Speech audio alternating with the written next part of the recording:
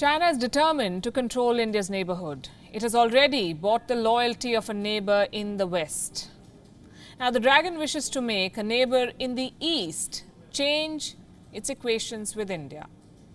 I'm talking about Nepal, a country which is home to the world's highest peak, Mount Everest.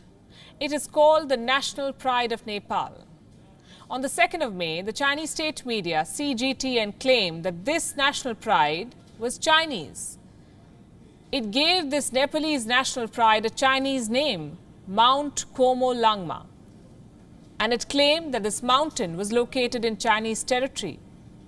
It's preposterous, but the government of Nepal did not even object. We did. Guess what what Nepal is objecting to in the meantime? Minor border disputes with India. It's as if the government of Nepal is spoiling for a fight. I'm sure most of you know what I'm talking about. Nepal has approved a new political map. A map showing disputed land as Nepalese territory. And we have been reporting on this for more than a week now. Tonight, let's give you a clearer picture and settle this debate once and for all.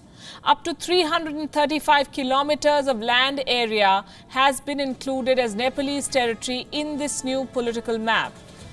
This includes 3 places in particular: Limpi Adura, Lipu Lake and Kalapani.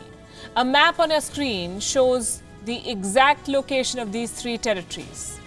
The valley of Kalapani, along with the Lipu Lake Pass at the top, forms the Indian route to the Kailash Mansarovar. It's an ancient pilgrimage site. It is joined by the Limpi Adura Pass 5 miles to the southwest. India considers these areas as part of Uttarakhand's Pithoragarh district.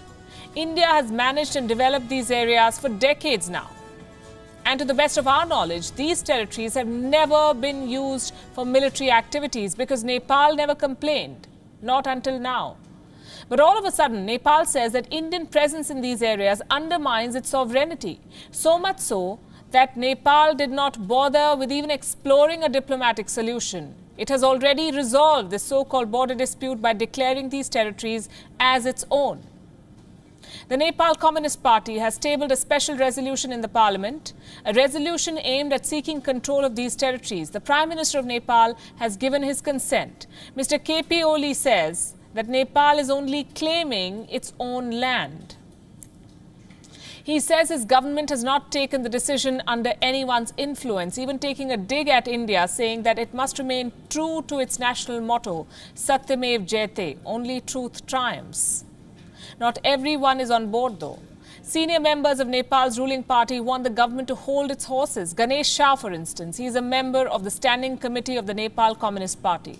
Mr. Shah says that this new map will escalate unnecessary tension between Nepal and India when both countries are fighting the coronavirus. He says that the Nepal government should start a dialogue with India to resolve the matter through diplomatic moves. Sound advice, we say.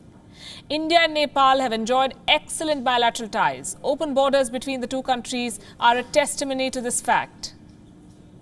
Nepal must not lose a time-tested friend in trying to please the dragon, which is known for laying death traps. Dialogue is the need of the hour.